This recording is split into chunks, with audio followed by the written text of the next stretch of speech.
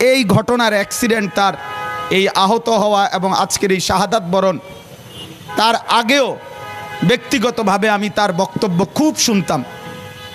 আমি সবচেয়ে বেশি, আজকেও আমি আমাদের পরম শ্রদ্ধেয় আমাদের কুমিল্লা মহানগর হেফাজতে ইসলামের সংগ্রামী আমির আল্লামা মুফতি শামসুল ইসলাম জিলানী সাহেব হুজুরকে বলছিলাম যে আমি তার বক্তব্য যখন শুনতাম, তার মাথা নাড়ানো, তার হাত নাড়ানো, এটা দেখে আমি কলিজা দিয়ে এটা বুঝতাম যে তার এই কথাগুলো কোনো রকম নাটক বা মেক নয়, বরং হৃদয় উৎসারিত কথা। বক্তব্য অনেকেই দেয়, অনেক সুন্দর সুন্দর স্বপ্ন দেখায়, অনেক লম্বা লম্বা হুঙ্কার ছাড়ে, কিন্তু আমি ইয়াকিনের সাথে এই কথা স্পষ্ট বুঝেছি যে শহীদ শরীফ ওসমান হাদি তার জবান আর তার দিল বরাবর ছিল। সে হৃদয়ে যা লালন করেছে তা জবানে উচ্চারণ করেছে।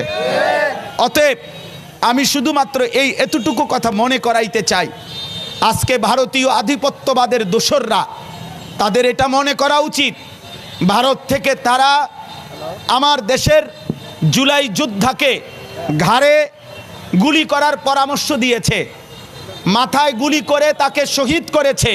বাংলাদেশের জনসংখ্যা কম হতে পারে, তোদের ভারতের জনসংখ্যা বেশি হতে পারে, কিন্তু রব্বে কাবার কসম, আমার বাংলার 18 কোটি জনতা জীবন দিতে যতটা পছন্দ করে, তোরা বাঁচতে যতটা চাস বেটা।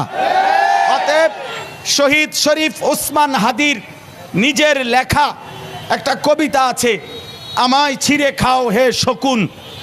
সেই কবিতা শহীদ শরীফ ওসমান হাদি নিজেই আবৃত্তি করেছিল। সে বলেছিল যে আধিপত্যবাদের দোসররা আমার সারা দেহ ছিঁড়ে ছিঁড়ে খাও, কিন্তু আমার মাথা খাইও না, অর্থাৎ আমি মাথা বিক্রি করব না। কিন্তু দুশ্মন শহীদ শরীফ ওসমান হাদির মাথায় গুলি করেছে, জীবন দিয়েছে, কিন্তু শহীদ শরীফ ওসমান হাদি প্রমাণ করেছে, ধ্রিম ধ্রিম বাজে গণ দুন্দুবি দামামা, হাঁকে ভীর শির দেগা নিহি দেগা আমামা। অতএব আজকে ইনশাআল্লাহ এই জমিনে আমরাও আল্লাহর কসম করে বলি, 18 কোটি জনগণের পবিত্র শিরায় 1 ফোঁটা রক্ত থাকতে আমার মাতৃভূমির 1 ইঞ্চি জমিন ভারতের বেঈমান তোরা নিতে পারবি না। এ জমিন 1 রক্ত নয়, 1 হাদি নয়, লক্ষ কোটি হাদির রক্তের পবিত্র জমিনে প্রয়োজনে খুন ঝরবে, কিন্তু আজাদি থাকবেই থাকবে, থাকবেই থাকবে।